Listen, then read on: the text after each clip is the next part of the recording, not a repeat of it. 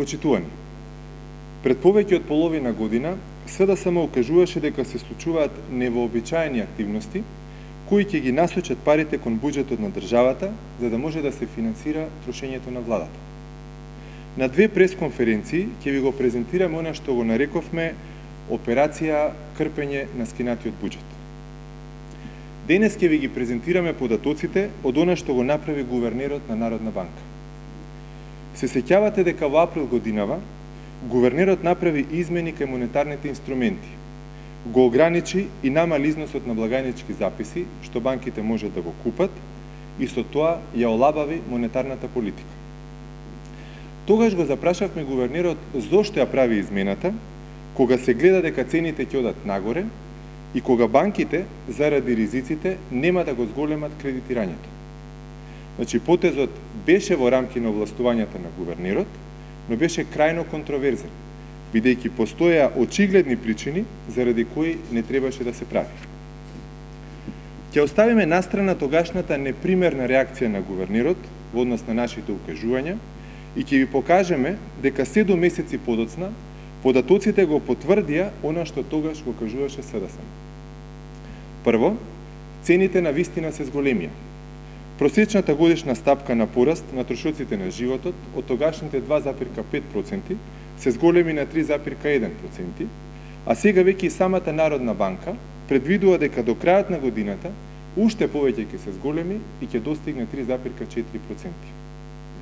Патем не држи објаснувањето дека за се е крива увезената инфлација, бидејќи базичната стапка на инфлација, која ги исклучува ефектите од поскапувањето на храната и на енергенсите, исто така се зголеми. Второ, кредитирањето од страна на банките на вистина забави. Кога гувернерот ја правеше промената, годишната стапка на пораст на кредитите на банките изнесуваше 8%. Сега таа е пониска и изнесува 7,2%. Значи, тогашниот контроверзен потек на гувернерот очигледно не беше поврзан со стабилноста на цените и со кредитирањето. Со што беше тогаш поврзан? Можеби одговор ќе ви даде следниот податок. Кога гувернерот ја направи измената, банките поседуваат државни хартии од вредност во износ од 14,9 милиарди денари. На крајот од октомври тој износ се зголеми на 24,2 милиарди денари. Значи, после потегот на гувернерот, цели 9,3 милиарди денари или 151 милион евра на банките се пренасочија кон државниот буџет.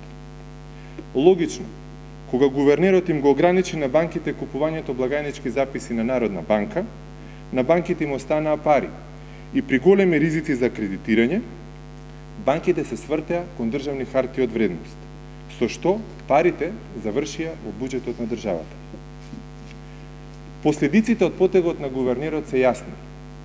Тој, сакајки или не сакајки, ја стави Народна банка во улога на инструмент во рацете на власта, го помогна полнењето на буџетот и на владата ја овозможи годинава и понатаму да троши за непродуктивни намени. Почитувани, ова е првиот дел од операцијата крпење на скинатиот буџет.